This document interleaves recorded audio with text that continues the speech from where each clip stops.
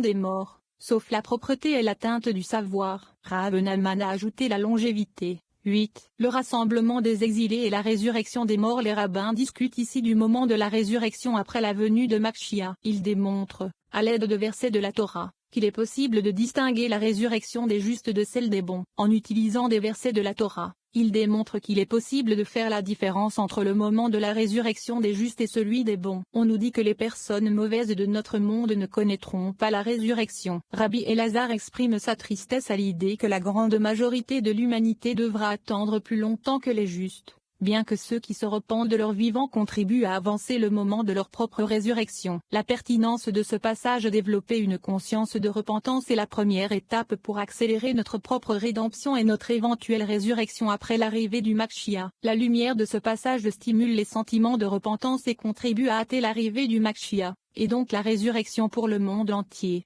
65. Ravi Yosef demande si les jours de la venue de Mashiach et de la résurrection des morts sont les mêmes. Il répond, non, car nous avons appris que la construction du temple précède le rassemblement des exilés, qui précède la résurrection des morts. La résurrection des morts est le dernier acte de tous. Nous le savons grâce au verset, Hachem construit Jérusalem. Il rassemble les exilés d'Israël. Il guérit les cœurs brisés et panse leurs plaies. Tehillim 147 2.23. Cela fait référence à la résurrection des morts, qui est la guérison des cœurs brisés et de leurs morts. D'abord, il construit Jérusalem. Ensuite, il rassemble les exclus d'Israël. Enfin, il guérit les cœurs brisés. 66. Nous avons appris que le rassemblement des exilés a précédé de 40 ans la résurrection des morts, comme il est écrit. Et Yitzhak était âgé de 40 ans. Que faut-il faire de ces 40 ans? Selon le Rav Kahana, Rabbi Broca a dit, combien de troubles, combien de guerres menées contre les enfants d'Israël, il y aura depuis le rassemblement des exilés jusqu'à la résurrection des morts. Celui qui échappera sera heureux,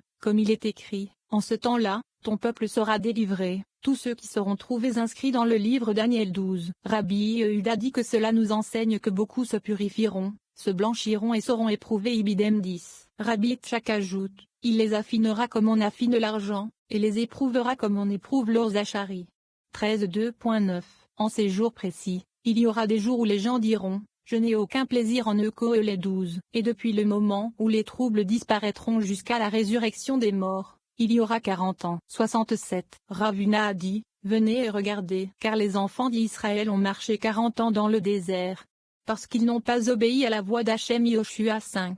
6. Dans ce verset, c'est la même chose. Rabbi Yosef a dit, tout ce qui a été dit est identique, sauf pour une chose. Au bout de 40 ans, lorsque les troubles auront disparu et que les méchants auront été exterminés, les morts, les habitants de la poussière, vivront. Pourquoi? Parce qu'il est écrit, l'affliction ne se lèvera pas une seconde fois. Nehemia 2.9.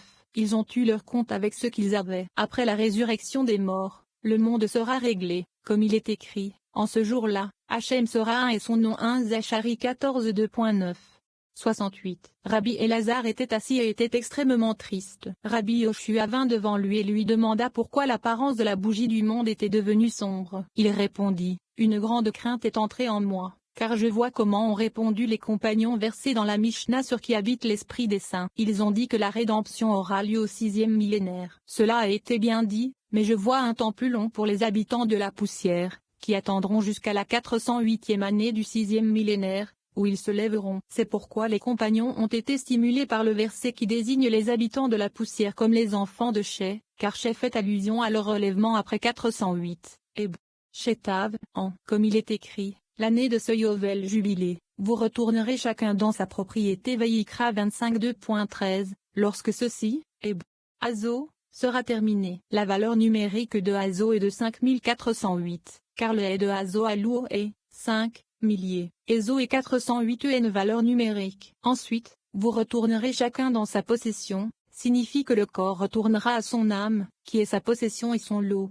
69. Rabbi Yoshua dit, cette longueur de temps ne devrait pas être difficile pour toi, car nous avons appris qu'il y a 3 classes, les complètement justes, les complètement méchants et les moyens. Les complètement justes ressusciteront avec la résurrection des morts du pays d'Israël quelques années avant la 408e année, c'est-à-dire à la 40e année après le rassemblement des exilés. En fin de compte, tout le monde se lèvera à la 408e année du 6e millénaire. Qui méritera cette durée? Celui qui gardera les préceptes à ce moment-là. Pour cette raison, je suis triste. 70. Il lui dit, Rabbi, nous avons étudié le verset que la lumière soit Béréchit 2.2, qui signifie que le secret soit, car la lumière est le secret de la rédemption, et la valeur numérique de lumière, era secret. Ainsi, le verset que la lumière soit laisse entendre que le temps de la rédemption sera un secret inconnu de tous les hommes. Rabbi Elazar ben Arak a laissé entendre qu'il n'était pas d'accord avec cette longue période. Encore une fois, il a dit que grâce à la repentance, tout le monde se relèvera de la mort tôt. Rabbi Yoshua a dit,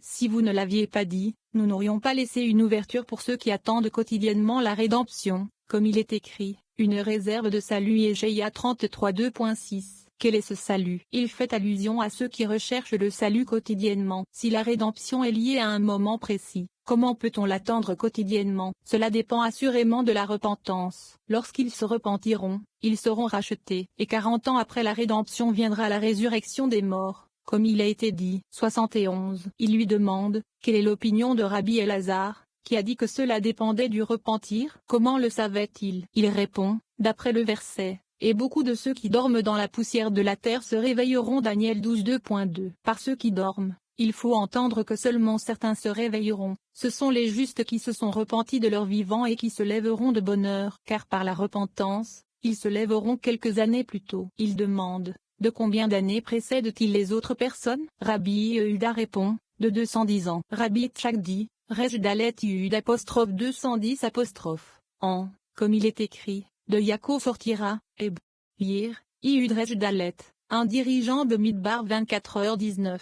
Cela indique que les justes précèdent les autres hommes de 210 ans. Rav Nahman a dit, la préséance dépend du degré d'usure du corps dans la poussière, c'est-à-dire que plus vite le corps s'use dans la poussière, plus vite il se relève. Rabbi Ozi lui dit, si cela est vrai, alors il y a plusieurs résurrections, car chaque corps a sa propre résurrection en fonction de son usure dans la poussière. Il répond, toutes les résurrections se produiront au même moment, comme il a été dit dans la vision, et la parole était vraie, et pour une longue période à venir. Daniel 10. 72. Et il y eut une famine dans le pays, à côté de la première famine qui eut lieu au jour d'Abraham. Béréchit 26. Rabbi Abaou a ouvert la discussion avec le verset, alors que le roi était allongé à sa table. Mon épi de nard a envoyé son parfum Sheur à Shurim 2.12. Nous avons appris que les justes passeront par 4 époques et 4 temps, chacun différent de l'autre. Pendant la première, la connaissance augmentera dans le monde, et les justes concevront ce qu'ils n'ont pas conçu dans ce monde. Comme nous l'avons appris de Rabbi Pincha, dans le futur, la perception des justes sera plus grande que celle des anges tutélaires, comme il est écrit, comme les eaux couvrent la mer. Yeshaïa 11 2.9.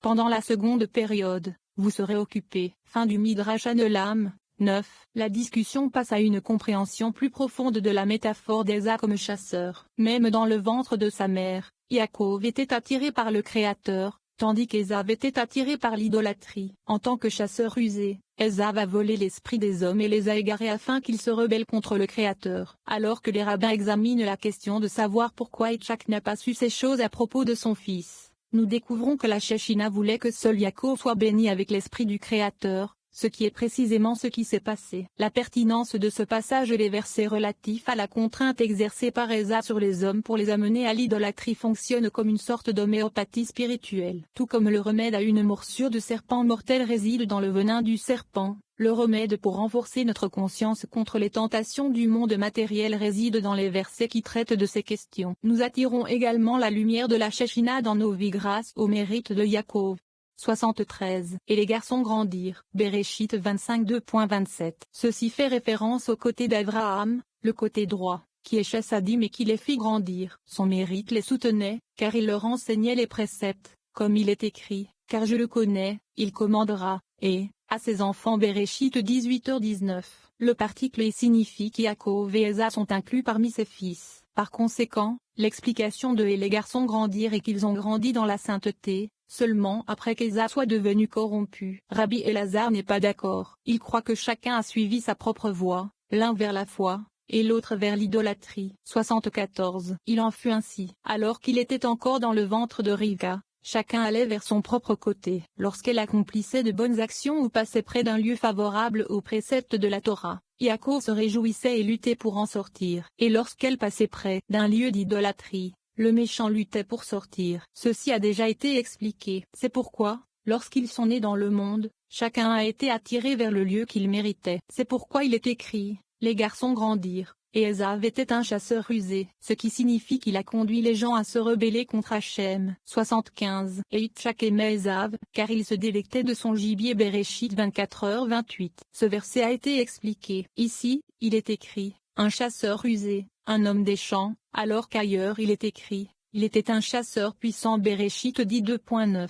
Là, cela signifie qu'il a trompé les hommes et les a égarés pour qu'ils se rebellent contre Hachem. Ici, cela signifie la même chose. Ainsi, un homme des champs est quelqu'un qui a volé et assassiné des gens. Et Ésav dit qu'il est allé dans le champ pour prier, comme il est écrit à propos de Yitzhak, et Yitzhak est sorti pour méditer dans le champ. Bereshit 24:2.63. Il chassait et trompait Yitzhak par sa bouche, comme il est écrit, il se délectait de sa vénison. Littéralement, il y avait de la vénison dans sa bouche. Il était appelé un homme des champs, parce que son lot n'était pas dans un endroit peuplé, mais dans un endroit désolé, dans le désert ouvert, dans les champs. C'est pourquoi on l'a appelé un homme des champs. 76. Vous pouvez vous demander pourquoi Yitzhak n'a pas été informé de toutes les mauvaises actions d'Ésav, puisque la Shekhinah était avec lui et qu'il aurait dû le savoir par l'intermédiaire du Saint-Esprit. Car sans la Shekhinah, comment aurait-il pu bénir Yaakov comme il a fait? Assurément, la Shekhinah habitait dans sa maison et était toujours avec lui. Mais la Shekhinah ne l'a pas informé de cela, car Yaakov ne devait être béni qu'avec la connaissance du Saint, béni soit-il, et il devait en être ainsi. En effet, lorsqu'Yaakov se présenta devant son père, la Shekhinah vint avec lui, et Yitzhak vit alors dans son esprit qu'Yaakov était digne d'être béni et qu'il serait béni par l'approbation de la Shekhinah. 10. Et Yaakov cuisina un potage. Rabbi Shimon discute du caractère de Yaakov, et du fait qu'Ésav a méprisé son droit d'aînesse. La Torah nous dit que Yitzhak a accordé de nombreuses bénédictions à son fils Yaakov, tout en pensant que c'était Ésav. Bien que Yitzhak ne connaissait pas le mauvais côté d'Ésav, c'était afin de préserver la pureté de sa bénédiction de Yaakov. Cependant, Yaakov connaissait Ésav, et il a traité son frère d'une manière qui lui a permis d'éviter la souillure. La discussion décrit également la manière exacte dont Yaakov a incarné le jugement, la miséricorde et la subtilité. La pertinence de ce passage. Malgré sa nature hautement spirituelle, Yaakov était suffisamment rusé pour recevoir la bénédiction de son père, car il était pleinement conscient de l'ennemi qu'il affrontait en la personne de son frère Ésav. Le côté sombre de notre nature est rusé et sournois, et nous incite sans cesse à faire de mauvais choix. Nous devons être aussi rusés et astucieux que notre mauvais penchant. Si nous restons passifs et complaisants, nos traits négatifs nous contrôleront. Faire appel à la perspicacité de Yaakov à travers les influences spirituelles de ce passage nous donne un pouvoir intellectuel astucieux et habile pour déjouer l'autre côté. 77. Venez et regardez, Rabbi Shimon était assis avec les autres amis, lorsque son fils, Rabbi Elazar, apparut. L'ami dit à Rabbi Shimon, nous avons une question importante à te poser concernant Yaakov et Ésav. Pourquoi Yaakov ne voulait-il pas donner à Ésav un potage de lentilles à moins qu'il ne lui vende son droit d'aînesse? De plus, Ésav a dit à Yitzhak, son père, car il m'a supplanté ces 2 fois. Bereshit 27:2.36. Comment Yaakov peut-il tromper Ésav? 78. Il a répondu, maintenant tu mérites le fouet, car tu as cru Ésav et tu as menti sur les paroles de Yaakov. L'Écriture témoigne que Yaakov était un homme simple. Bereshit 25:2.27, ce qui signifie qu'il ne peut pas tromper. De plus, il est écrit, tu montreras la vérité à Yaakov. Micha 7h20. Telle était la situation concernant Yaakov et Ésav. Même avant, Ésav détestait son droit d'aînesse, et il a demandé à Yaakov de prendre le droit d'aînesse sans paiement. Ainsi, il est écrit, il mangea et but, se leva et s'en alla. Ésav méprisa ainsi le droit d'aînesse. Bereshit 25:2.34. 79. Au sujet du verset Yaakov fit cuire un potage, et Ésav vint des champs, et il était faible. Rabbi Elazar explique que Yaakov fit cuire fait référence au deuil d'Abraham, qui était mort ce jour-là. Et Yaakov cuisina des lentilles rondes, qui n'ont pas de bouche. Cela fait allusion aux personnes deuil, qui sont sans bouche. Il demande, mais n'aurait-il pas fallu écrire, et Yitzhak cuisina un potage, puisque c'est lui, et non Yaakov, qui était le pleureur? Il répond, Yaakov cuisina un potage, car Yaakov connaissait l'origine d'Ésav et le camp auquel il s'était rallié. C'est pourquoi il a cuisiné des plats rouges, à savoir des lentilles rouges, car ce plat brise la puissance et le pouvoir du sang rouge, et peut briser la puissance et le pouvoir d'Ésav, qui est le secret du sang rouge, comme il est écrit, et le premier est devenu rouge. Bérézéré 25:2.25. 80. Pour ce plat, en vendant à Yaakov son droit d'aînesse, Ésav est devenu un esclave. Immédiatement, Yaakov sut que pour le seul bouc que les enfants d'Israël sacrifiaient à son niveau à Yom Kippour, c'est-à-dire à Azazel dans la sauvage Veïkra 16h10.